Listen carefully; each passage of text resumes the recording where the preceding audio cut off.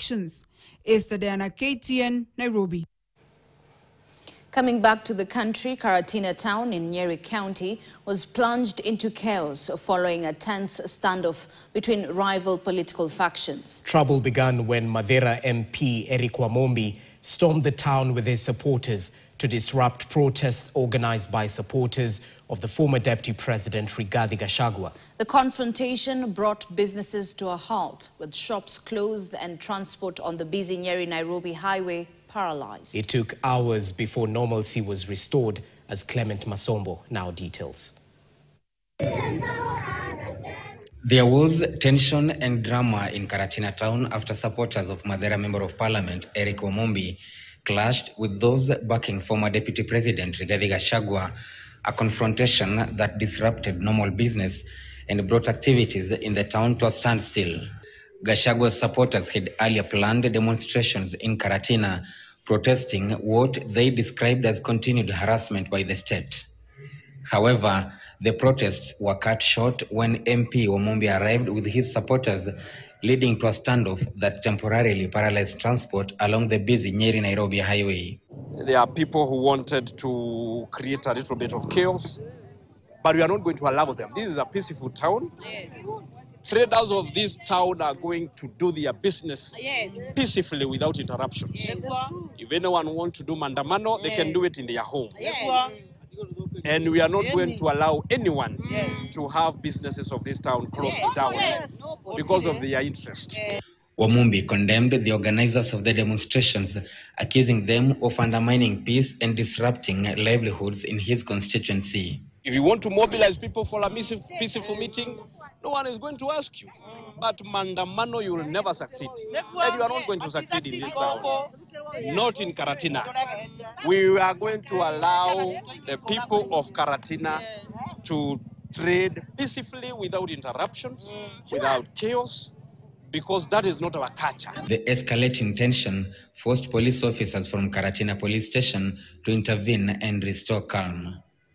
Meanwhile, in Kitengela, Kajiado County, another group of residents took to the streets, this time in support of former DP Rigathi Gachagua, claiming he was being unfairly targeted for political reasons. Sisi hatutaki kujua ni nani amechaguliwa. Wale wamechaguliwa wahakikishe kwamba wamesimamia uchaguzi ukue uhuru na na ikue inawakilisha uamuzi wa wananchi wapi?